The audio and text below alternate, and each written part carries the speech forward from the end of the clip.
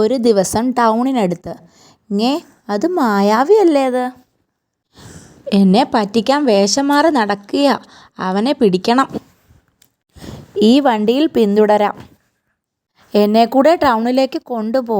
ഇല്ലേ തന്നെ ഞാൻ തവളയാക്കും. അയ്യോ, കേറിക്കോ.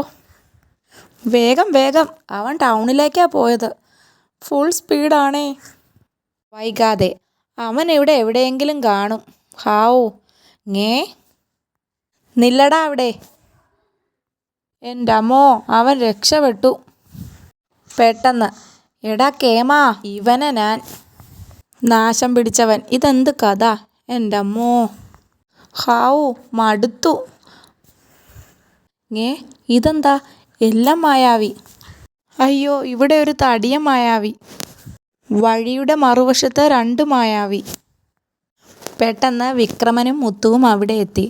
അമ്മുമ്മേ, ഞങ്ങളുടെ പുതിയ സൂത്രം കണ്ടോ? അതെന്തോന്നാടോ? ഞങ്ങൾ മായാവി മുഖംമൂടി ഉണ്ടാക്കി കുറേ പിള്ളേർക്ക് വെറുതെ കൊടുത്തു. ഇനി ലുട്ടാപ്പി ഇതും വെച്ച് ചെന്നാലും രാജുവും രാധയും സംശയിക്കില്ല. He he. എങ്ങനെയുണ്ട് സൂത്രം? അപ്പം ഇതിനൊക്കെ പിന്നെ നിങ്ങളായിരുന്നല്ലേ? നിന്നെയൊക്കെ ഞാൻ. ഓടിക്കൂടാ മുത്തു, ഡാഗിനമ്മയ്ക്ക് വട്ടിളകി.